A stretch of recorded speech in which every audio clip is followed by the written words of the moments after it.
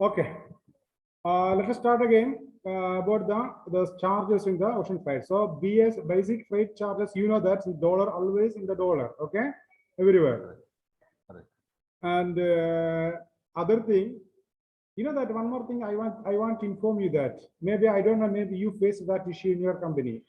You know that shipping lines, even the major shipping lines, okay, what they will do, they will give the, because you are in your country, they will give, you have to pay in your country your charge, your currency, right? If in Kuwait, they are sending the invoice in the KWD. If you are in other dirhams, and in Angola, I don't know what. So what they will happen, when they calculate the charges, freight charges, then they will say, okay, this is the amount, USD 1,200 is the dollar rate I'm saying, and 10 container, this much. And they calculate what as per their, you know that calculation formula means point for dollar, 302. Sometimes they put 300, maybe 299, depends how much they can increase the profit for them. So, for them. yeah. And they keep telling you that that is the, how do you say, they have bought, that is their rate, that their shipping company rate. Yes, you know that if your finance manager is more smart, they will say, I will pay in dollars only. Because your container, 15 containers, not the one container, 2 containers. They say, why this much amount? You said one container, this much amount, 1,200. They calculate. Then when they get the invoice, what they will do? No, I cannot give like this. So what is the solution later? Our finance manager say, okay, I have used that account, dollar account. I will transfer the dollar itself. Much better. Yeah, so this will be accepted. But others, maybe they don't accept. So they have to reduce the amount. This is the dispute most of the times happen. How much, you know, I remember that one finance man is very, very smart, one Indian guy is, this guy. Okay, is not, you know, that, I mean, the nature may be different type, okay, but his mind mentality like that. He everywhere he's checking, okay, the things, okay. Then he found maybe last 1 year, because nobody checked. Our company also is big company. So nobody checked this variation. That is one year you paid this much extra amount for this company. Oh my God. Yeah, they will calculate like that.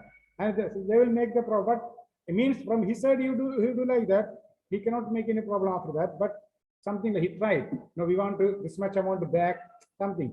So the solution is what normally the people for one company, they don't check. Even the finance man is very busy with so many things. But the person is smart in their job, okay.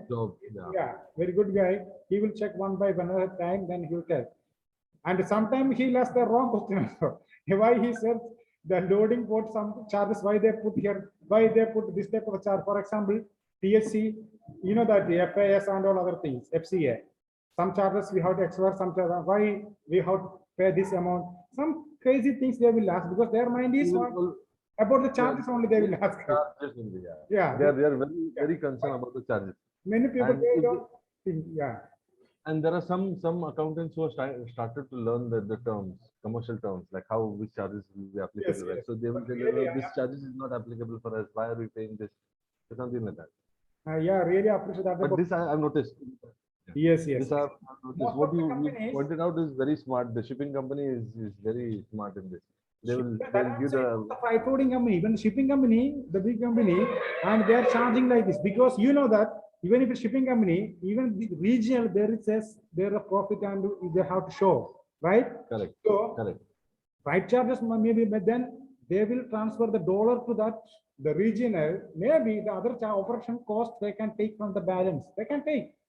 Yeah, they can take. They can take. They can give for the what for their staff also. Maybe for companies they can give. So it will happen. Just I said the USD. If an issue comes, then option is what transfer the charges in the USD itself, ocean freight, and BAF. Okay, and CAF currency adjustment factor. BAF we already discussed bunker adjustment factor or fuel adjustment factor, and CAF is currency adjustment factor. The same thing we said now. Okay, fluctuation is there in the currency, right? Correct. Every time the dollar the fluctuation due to any issues in the world, it will happen. Normally 2.5% of the basic rate. What's that? You have written over normally 2.5% of the basic rate. Yes. I mean the BAS is considering like that. Okay, normally you are getting the that the percentage. Other one is they are charging what to use D for 20 feet, this much, something like that. They will mention there. That I'm saying, the freight forwarders and all they are mentioning, other is a regular, that shipping lines, they are not giving this because they know that if you put so many bar, caf, people will get the crazy. They said the managers said, leave it them, bring other person because they don't want to check. They are the manager for so many other things. Their skill is for so many other. They don't want crazy all They this. don't want to check all these things. Low sulfur fuel charges. How much you need to pay? Yeah. I think low sulfur fuel charges, sometimes it is only for, I think who have got a contract for 6 months, it's not applicable for them. You mean low Something like sulfur fuel charge? Yeah, low sulfur fuel charges. We are going to discuss that. Low sulfur fuel charge, okay? And this is, okay, it's mainly the European countries, they started this one, but most of the shipment is going through this, their water, right? It will be applied. And as you said, it's a fixed charge they are making now, like the 6 months, 3 months, their fixed charge will be there. So what is actually low sulfur fuel charge? For your understanding, you know that normally all the vessel, the marines, 80% of the vessel, 85% of the vessel, they are using what that the heavy fuel oil, HFO. Okay, this is it's you know that I don't have the much information, but what we understand, from the crude oil, this is the part of that process oil, but the that the sulfur quantity is more on that. What's the problem with sulfur? You know that it will affect the environment, climate change, pollution, climate change, and working the people, that vessel and the port area, it will affect that much. It's coming actually, I think 3.5%.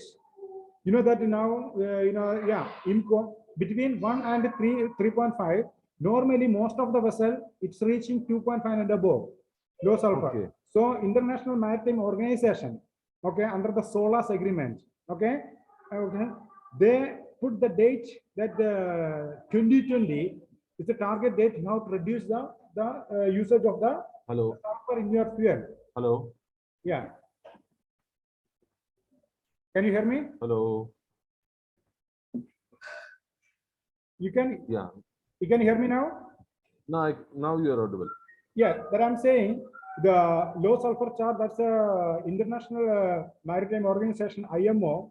They declare the date 2020 is the target date. You have to reduce the usage of the sulfur in your fuel. Heavy fuel oil is taking that much, and you can, that after that, they put the target, you have to make that 0.5. Then, this is the what the target of this IMO. After that, what all the companies, because there are so many drawbacks, but for shipping company, it is what cheap for them. It will affect, and that how many vessels, 5,000 vessels are there, and one vessel, major vessel, 24,000 containers, and what is the weight, the cargoes, and how much fuel they have to use, moving 1,000 kilometers, right? Moving, how much it is affecting. So that's the reason. So, and now they put the target maybe fully remove the sulfur use by 2050. Like LNG, now the Maersk and CMA, Hyundai, and they start the LNG, that vessel, their trial part, but it's very expensive. Okay, so low sulfur, you have to reduce the sulfur usage. Okay, so charges would be like 25. I think the same everywhere now, right? This is the main carrier, the charges, and the 45 for the 40 feet. The minor charges, but it's a per container. We just calculated 24,000 containers, how much they are charging. You have to think like that. Imagine. It works. GRI, general rate increment. GRI is normally every year, I think. Every year. And you know that that 1 month before they will inform you that GRI will be applied and season and all. So you know that when the GRI is going to happen, or you can check with the shipping lines. So which are the months you are going to, you supposed to increase the GRI, okay, general rate increment.